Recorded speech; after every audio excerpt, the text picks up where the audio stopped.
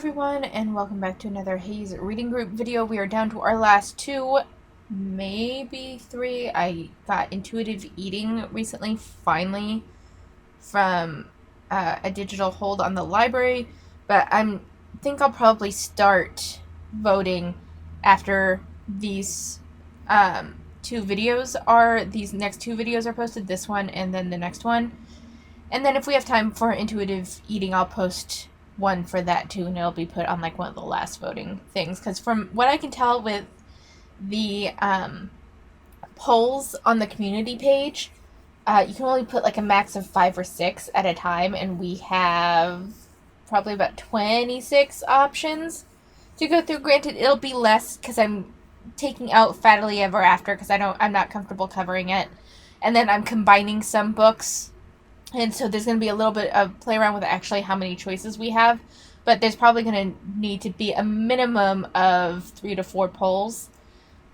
And it's just going to, once this is posted, the polls will run every couple of days for the next 2-ish weeks, maybe 3.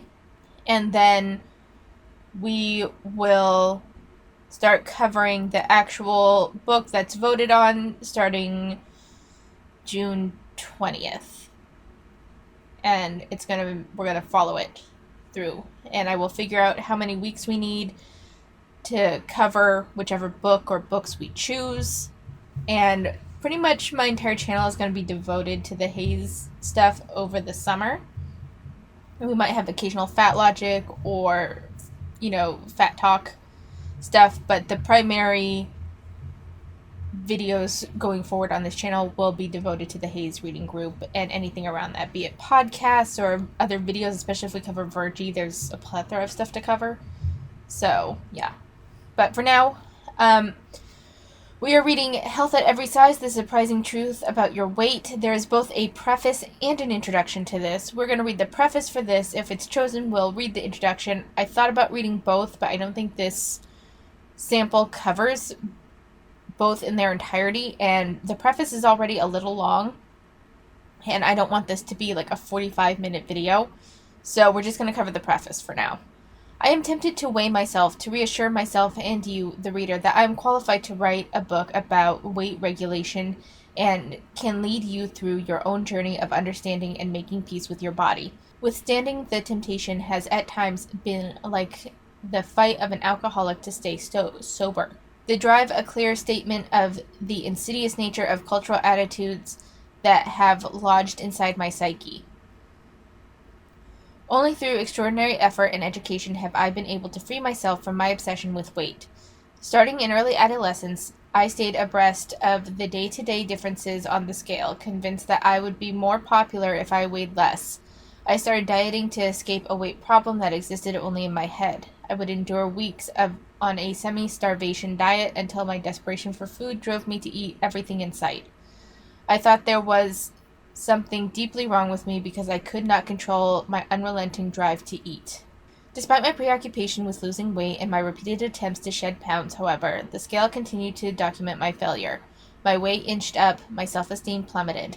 Both my parents are well practiced in the art of weight loss. During many dinners, I watched my mom exhibit extraordinary self-control, barely eating or nursing a shrimp cocktail, while the rest of us dined on course after course of sumptuous, heavy restaurant foods. The next day, a large bag of potato chips would mysteriously disappear from the pantry. My dad was also adept. He would order his turkey sandwich dry and then carefully remove a piece of bread, only to experience an attack of the munchies later at home, where he would wolf down ice cream and cookies. But I don't blame them for my own dieting history. If I didn't get it from them, I doubt I would have escaped the culture outside our home. My pain regarding my weight reached an intolerable level by the time I was in college. I became convinced that if only I could lose weight, I could change my life. And so my life deteriorated as I obsessed about food and activity to the detriment of my studies and social relationships. I weighed myself daily and let the scale determine my mood. My junior year of college, when I studied for a year in India, was a turning point. My surface reason for going was a fascination with India's spiritual traditions and the hope of discovering some sense of inner peace. But I was even more motivated by the idea of escaping my family, friends, and social insecurities so that I could diet in earnest. I naively pictured myself meditating and rising above earthly needs, especially food. For short periods, I did find solace. Even better, or so I believed at the time, I accomplished my goal, returning to the United States thin. It only took a few months, however, for my weight to zoom back to its previous level, and then higher.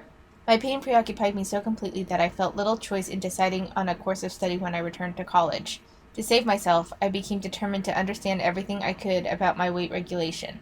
At first, I studied the cultural issues, which taught me the why behind my body image issues. I came to understand that the shame I felt about my body was part of the North American female experience, reflective of our cultural pathology regarding a woman's appearance.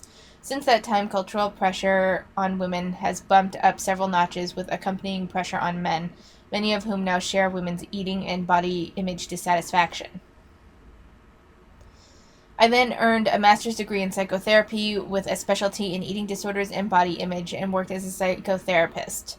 I learned more about myself, how I often turned to food for solace, how it had served as a crutch to protect me from pain, and how it had become a close companion I counted on. My body fat served as a convenient excuse for avoiding intimacy and new challenges. It was also a punching bag to blame when anything went wrong. I learned that I didn't have an eating problem, but I clearly had a problem taking care of myself. As this wasn't a problem of psychology alone, I went back to school. This time I earned a master's degree in exercise science specializing in metabolism.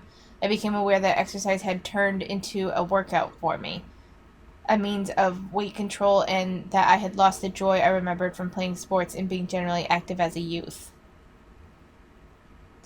At the same time, I learned that exercise programs are not the definitive panacea for weight control. Both research and personal observation document many heavy people excelling in sports or just exercising regularly and not losing weight. I learned to differentiate weight from health.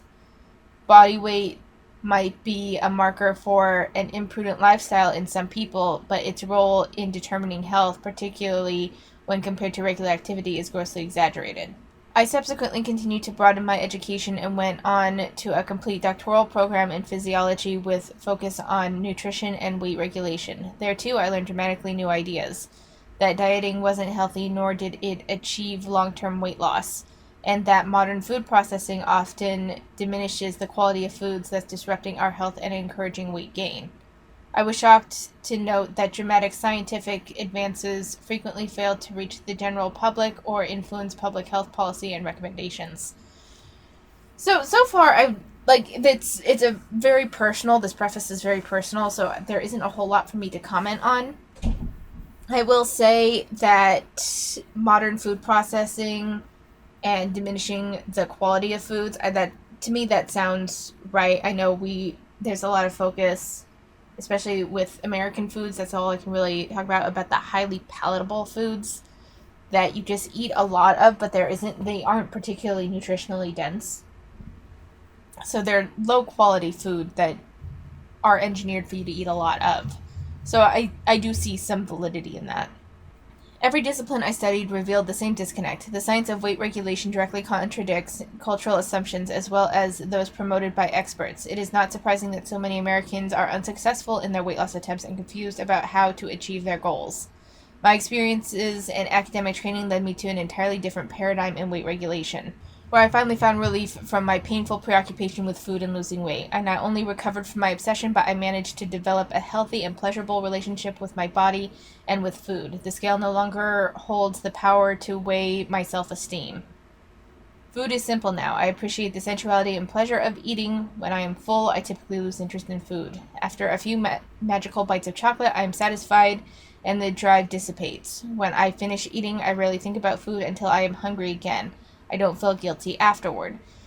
So now I'm understanding. I don't think Lindo Bacon was the intuitive eating person. She was just kind of the health. They were just the kind of health at every size person. But this sounds like a good relationship with food. The issue is that with health at every size people, at least the way that it's been taken, and this actually really encourages me to read her book, is that this where it's like a few bites and they're satisfied and they don't eat anymore. But that's not typically the way we see the health at every size people eat. They're like, I've had a dozen donuts and I still want more, and people encourage them to keep eating. So far, very, very interesting. And I take pleasure in my body. I move because it feels good. I enjoy being touched. I dress in clothes that I like and don't consider whether or not they hide my fat. As wonderful as food is, it is only one of many pleasures in my life. I am no longer waiting to lose weight before I live my life fully. Having freed up all the energy and time I spent dieting and obsessing about my weight or food, and having let go of my shame about these, I have a greater depth and fulfillment in my life, including deeper intimacy with others. I don't think about my weight and it stays fairly consistent. Oddly, after this new eating pattern became firmly rooted, I actually lost about 30 pounds, but the difference was I wasn't trying. I am fortunate to have survived my food and weight obsession, but I am still haunted by the pain of others. I was luckier than many people. I was too young to be offered amphetamines and recovered before even more insidious diet drugs were routinely prescribed. Though I received some social condemnation for my size, I was never fat enough to suffer the more intense pain and ridicule routinely experienced by heavier girls and women. I didn't get my jaw wired, my stomach stapled or banded, my intestines shortened, nor did I get injections of pregnant mare's urine. Believe it or not, this was a very popular diet aid from the mid-70s until recently. I empathize with the many others engaged in their own personal battle with food and weight. This preoccupation sucks the fun out of life. It saddens me that shame and anxiety regarding the scale and mirror overshadow many people's enjoyment of food, their comfort in their bodies, and their full development as individuals. Many of us have a disturbing preoccupation with food and an intense fear of being fat. Instead of eating for enjoyment and fuel, we regard food as our enemy, as a test of our resolve and willpower, and even more, our moral superiority. Instead of moving for the sheer joy of feeling our bodies and our power, we view exercise as a workout, our penance for eating or weighing too much. Instead of putting our energy into thinking about how we can improve the world, we obsess about how we can change our bodies. The degree of ignorance and deception that is practiced by healthcare providers and the weight loss industry angers me. The healthcare community and U.S. public policy have fed our fears. Dietitians under the auspices of the Department of Health and Human Services and the National Institute of Health provide us with caloric restriction diets and a food pyramid to direct our choices. Exercise physiologists with guidance from the Centers of Disease Control and Prevention give us prescriptions for target heart rates and calorie burning goals. Even psychologists and psychotherapists exhort us to use their behavior modification techniques to moderate our eating habits. The former top health authority in the United States, Surgeon General Richard Carmona, labels obesity as the terror within, naming it to be every bit as threatening to us as is the terrorist threat we face today. Because every authority and institution urges us to fight fat, weight control is no longer merely a public health issue, but a moral imperative. From every pulpit of weight control, we hear a singular message: follow my plan, you'll lose weight, improve your health, become a better person, and have a happier life. Dieting has become such a major force in our cultural landscape that most people view weight control as the normal right thing to do. While exercising may not be as common, we are all certainly aware that we should exercise and feel the guilt of not doing enough.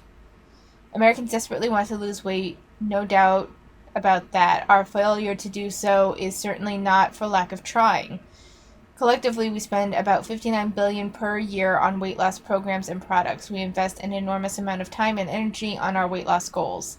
Despite these efforts, we just keep getting fatter and fatter until the very recent leveling off. We had several decades of unprecedented weight gain.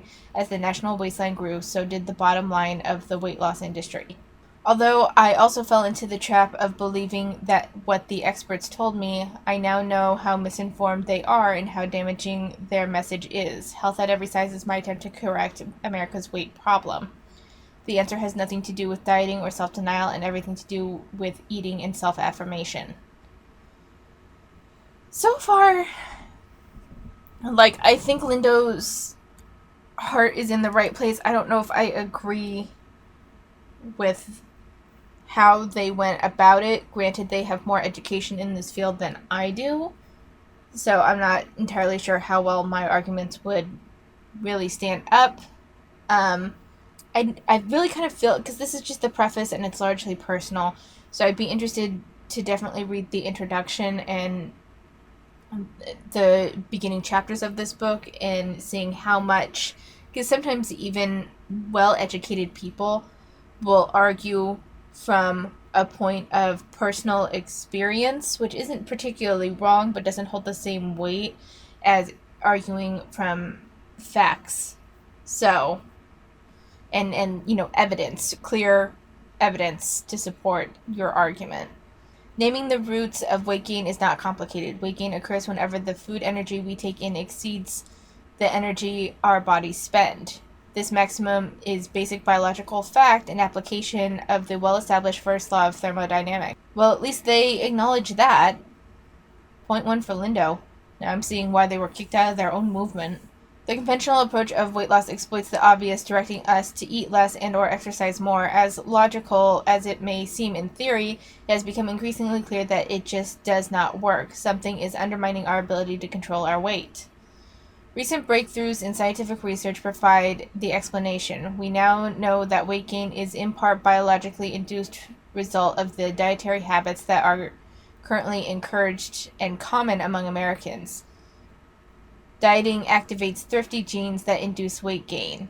Oh dear, so this is where that comes from. I spoke too soon. Both by increasing your hunger drive and decreasing your metabolism, and it triggers other weight gain mechanisms, many of which are beyond your conscious control. Also, some food choices that have become increasingly common bypass your internal weight regulation system. Since their calories don't register, eating them can result in an insatiable appetite even when sufficient or more than sufficient calories are consumed.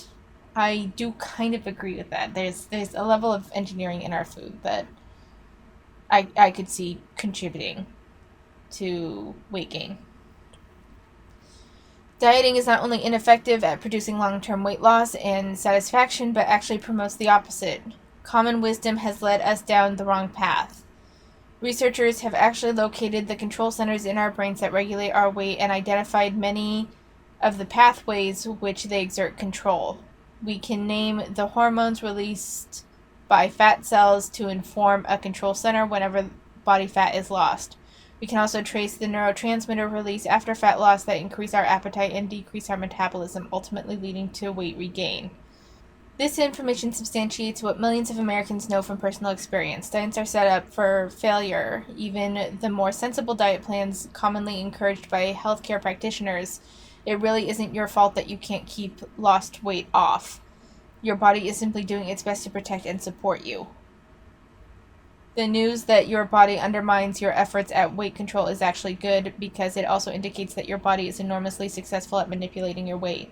You can harness that power to your advantage. Your body is ready to help you achieve your healthy weight if you simply allow it to do its job. You can reclaim sensitivity to its signals, and you can also adopt lifestyle habits such as changing the types of food you eat and your activity habits that will improve your health and support you in achieving and maintaining the weight that is right for you. In other words, the best way to win the war against fat is to give up the fight. Turn over control to your body and you will settle at a healthy weight. Interesting. A healthy weight. They haven't... And regardless of whether you do lose weight, your health and well-being will markedly improve. You will find that biology is much more powerful than willpower. Health at Every Size, the surprising truth about your weight, describes the new scientific discoveries and provides you with practical research-based advice to reconceptualize and permanently overcome your weight problem. It is intended to educate you, support you in achieving and maintaining the weight that is right for you, and help redirect you to adopt healthy habits for the sake of health, enjoyment, and vitality.